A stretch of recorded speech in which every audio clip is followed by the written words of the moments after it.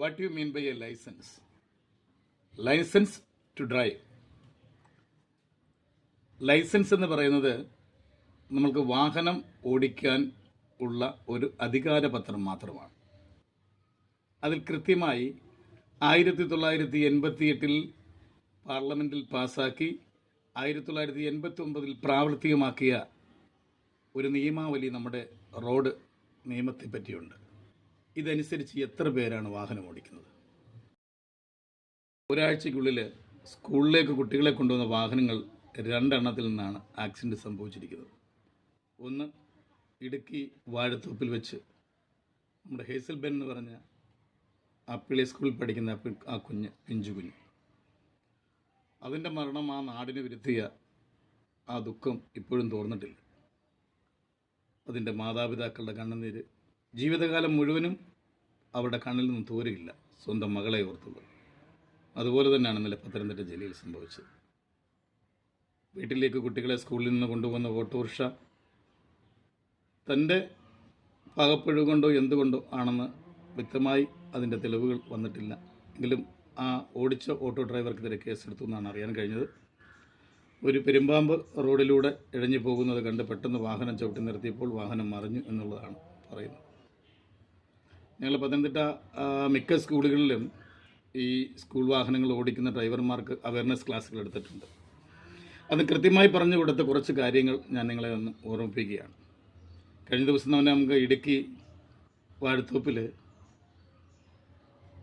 മരണപ്പെട്ട ആ കുട്ടിയുടെ അവസ്ഥ അറിയാം. സ്കൂൾ വാഹനം നിർത്തി ഈ കുട്ടി വാഹനത്തിൻ്റെ ഫ്രണ്ടിലൂടെ പുറകിൽ നിന്നിറങ്ങിയ വാഹനത്തിൻ്റെ മുന്നിലൂടെ കടന്നു പോകുമ്പോഴാണ് പെട്ടെന്ന് ആക്സിഡൻറ്റ് അവിടെ സംഭവിച്ചത്. കൃത്യമായ 2 മിറർ ഈ വാഹനങ്ങളുടെ 2 സൈഡിലും ഉണ്ട്. നമ്മളൊരു വാഹനത്തിൽ ഉണ്ടാവും, ഡ്രൈവർ ഉണ്ടാകും. നമ്മൾ ഏറ്റവും കൂടുതൽ ശ്രദ്ധിക്കേണ്ട ഡ്രൈവർമാരാണ്. കാരണം നമ്മളുടെ ഓരോ ദിവസവും ഓരോ സ്കൂളിലെ ഡ്രൈവർമാർ രക്ഷകർത്താക്കളാണ്. രാവിലെ ഒരു 8 മണി 8:15 മകളുടെ അല്ലെങ്കിൽ മകൻ്റെ സ്കൂൾ വണ്ടി വരും. അപ്പോൾ അവരുടെ രക്ഷകർത്താക്കൾ അവരെ സ്കൂളിൽ എത്തിക്കുന്ന അതേ പരിലാളനയോടും അതേ സംരക്ഷണത്തോടു കൂടി കൊണ്ടുപോകേണ്ടത് ആ ഡ്രൈവർമാരാണ്. 10 മണിക്ക് 9:45 അല്ലെങ്കിൽ 9:30 മുൻപ് സ്കൂളിൽ എത്തിക്കുമ്പോൾ വരെ നിങ്ങൾ ആ കുട്ടികളുടെ രക്ഷകർത്താക്കളാണ്. പ്രത്യേകിച്ച് തിരിച്ച് ആ 10 മണി തൊട്ട് അല്ലെങ്കിൽ 9:30 തൊട്ട് 3:30 വരെ അല്ലെങ്കിൽ 4 മണി വരെ ഈ സ്കൂളിലെ അധ്യാപകർ രക്ഷകർത്താക്കളാണ് കുട്ടികളുടെ. ഓരോ കുട്ടികളെയും നമ്മൾ വളർത്തുന്നത് എന്ത് ദീർഘവീക്ഷണത്തോടു കൂടിയാണെന്നറിയാമോ?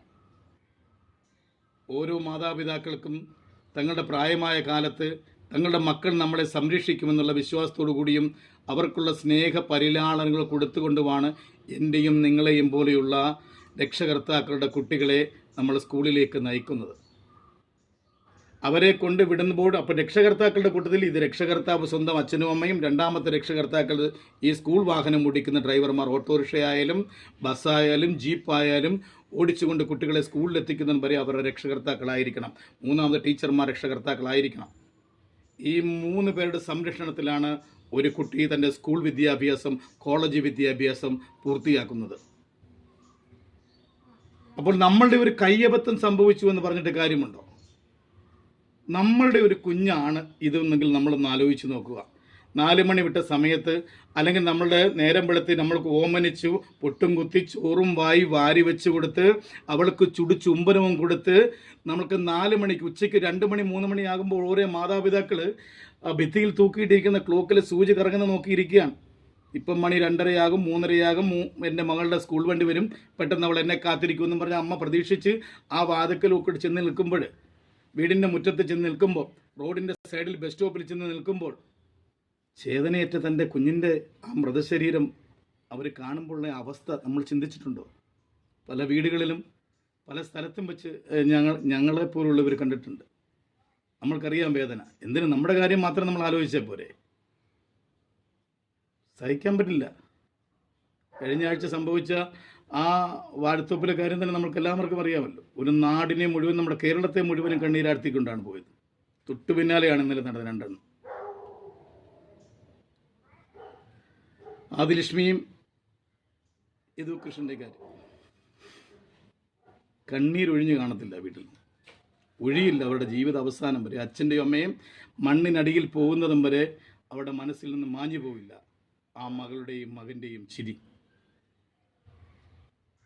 അപ്പം നമ്മളുടെ ഒരു കൈപ്പിഴയാണ്. ഞാൻ പറഞ്ഞില്ലേ, ആർക്കും സമയമില്ല. കഴിഞ്ഞ വീഡിയോയിൽ ഞാൻ പറഞ്ഞതിൻ്റെ കൂട്ട് ആർക്കും സമയമില്ല. കൃത്യമായ എല്ലാ രീതികളും നമ്മുടെ റോഡിൽ എഴുതി വെച്ചിട്ടുണ്ട്, വരച്ചു കാണിച്ചിട്ടുണ്ട്. റോഡ് സേഫ്റ്റി, സുരക്ഷാ മാർഗങ്ങൾ അത് പാലിച്ച് കൃത്യമായും പോയി കഴിഞ്ഞാൽ ഒരു അപകടങ്ങളും നമുക്ക് സംഭവിക്കണ്ട. അമിത വേഗതയിൽ പോകാൻ പാടില്ല എന്ന് പറയുന്ന സ്ഥലത്ത് കൂടി അമിത വേഗതയിൽ പോകാൻ പാടില്ല. നമ്മൾ കൃത്യമായും ഉണ്ടെങ്കിൽ പോലും നമ്മുടെ രണ്ട് വശത്ത് വെച്ചിരിക്കുന്ന മിററിൽ നിന്ന് കുട്ടി ഇറങ്ങുന്നുണ്ടോ എന്ന് ഡ്രൈവർ സശ്രദ്ധം വീക്ഷിച്ച് കുട്ടി ഇറങ്ങിക്കഴിഞ്ഞ് അവൻ എങ്ങോട്ട് പോകുന്നു, റോഡ് ക്രോസ് ചെയ്ത് അപ്പുറത്ത് പോകേണ്ട കുട്ടിയാണെങ്കിൽ ഈ സൈഡിലൂടെ പുറകിലൂടെയാണ് മുൻപിലൂടെയാണെങ്കിലും അവൻ പുറകിലൂടെയാണ് ചിലപ്പോൾ കുട്ടികൾ മിക്കരും പാസ് ചെയ്യുന്നത്. അപ്പോൾ ഈ പാസ് ചെയ്യുന്ന കൂട്ടത്തിൽ ഈ റൈറ്റ് സൈഡിലെ മിററിൽ കാണാൻ പറ്റും ഈ കുട്ടി അപ്പുറത്തൂടെ വണ്ടി വരുന്നുണ്ടോ ഇല്ലയോ, അല്ലെങ്കിൽ ഈ കുട്ടി അപ്പുറത്ത് ചെന്ന് വിടാൻ, ഈ ആയ കൊണ്ട് വിടുന്നിടം വരെ അവരെ വിട്ട് ആയ വന്ന് വാഹനത്തിൽ കയറിയതിന് ശേഷം മാത്രമേ നമ്മൾ വാഹനം എടുക്കുവാൻ പാടുള്ളൂ.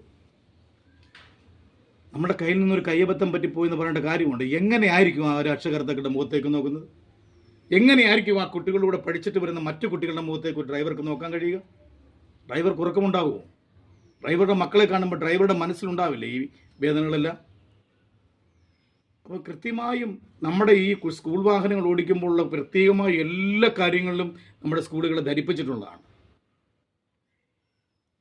അപ്പം തീർച്ചയായിട്ടും നിങ്ങൾ വളരെ കെയറായിട്ട് നമ്മുടെ രക്ഷകർത്താക്കൾ നമ്മളെ കുട്ടികളെ നോക്കുന്ന അതേ ലാഘവത്തോടു കൂടി ഈ മക്കളും നമ്മുടെ കുട്ടികളാണെന്ന് ഓർക്കണം. ഓരോ സ്കൂൾ വാഹനങ്ങളിൽ അല്ലെങ്കിൽ ഓട്ടോറിക്ഷയിൽ പെട്ടെന്ന് സ്കൂൾ വാഹനത്തിലില്ലാത്ത സ്കൂളുകൾ ഉണ്ടാവും. അവിടേക്ക് നമ്മുടെ ഓട്ടോറിക്ഷയായിരിക്കും വരുന്നത്. ഇത്ര കുട്ടികളെ മാത്രം ഓട്ടോയിൽ കയറ്റുക, അവരെ കൊണ്ട് ഇത്ര മണിക്ക് ആ കുട്ടികളെ ഇവിടെ നിന്ന് എടുത്താൽ ഇത്ര ദൂരത്തിൽ ഇത്ര സ്പീഡിൽ ഞാൻ പോയി കഴിഞ്ഞാൽ അവിടെ എത്തുമെന്നുള്ള വീക്ഷണമുണ്ടെങ്കിൽ സ്വല്പം കൂടി നേരത്തെ വന്ന് ആ കുട്ടിയെ കൊണ്ടുപോയിട്ട് മാത്രം നമ്മൾക്ക് എല്ലാവരും സാമ്പത്തികമുള്ളവരായിട്ട് ആരും ഇല്ല. എല്ലാവരും സാമ്പത്തികമായിട്ട് പിന്നോക്കം നിൽക്കുന്നവരാണ് ഈ സ്കൂൾ വാഹനങ്ങൾ ഓടിക്കുന്നവരെല്ലാം തന്നെ. അവർക്കിത് കഴിഞ്ഞാൽ അടുത്ത ഒരു ഓട്ടം വന്നു കഴിഞ്ഞാൽ ആ ഓട്ടം കൊണ്ടുപോവുക, അങ്ങനെ ഒരു പ്രതീക്ഷയാണ്. അപ്പോൾ ഈ ടൈം കീപ്പ് ചെയ്യാൻ വേണ്ടിയാണ് കൂടുതലും സംഭവിക്കുമ്പോൾ നമ്മൾ സമയത്തിലെക്കും. ഞാൻ കഴിഞ്ഞ വീഡിയോക്കകത്ത് പറഞ്ഞുകൊണ്ട് സമയം എടുത്ത് എൻ്റെ ഓഫീസിലെത്താൻ വേണ്ടി എനിക്ക് എടുക്കേണ്ട സമയത്തെപ്പറ്റി ഞാൻ പറഞ്ഞതിന് അതേ രൂപത്തിൽ തന്നെയാണ് ഞാൻ പറയുന്നത്. കൃത്യമായ സമയക്ലിപ്തത പാലിച്ചു കഴിഞ്ഞാൽ ഒഴിവാക്കാൻ പറ്റുന്ന ഒരുപാട് പ്രശ്നങ്ങളും ഒരുപാട് അപകടങ്ങളും നമ്മളുടെ ഈ നാട്ടിലൂടെ ഇപ്പോഴും കടന്നു പോകുന്നുണ്ട്. സമയമാണ് എല്ലാത്തിനും പ്രശ്നം. സമയത്തെ മാത്രം പഴിച്ചിട്ട് കാര്യമില്ല, നമ്മളിലൂടെ വിചാരിക്കണം, നമ്മളിലൂടെ ആവണം ഒരു അപകടങ്ങളും ഇല്ലാതാവേണ്ടത്. ഒരുപാട് കാര്യങ്ങൾ ഇതിനെപ്പറ്റി പറയാനുണ്ട്. കൂടുതലായി ഞാനൊന്നും ഇപ്പം തൽക്കാലം പറയുന്നില്ല. ഒരുപാട് വിഷമത്തോടു കൂടി നിർത്തുന്നു.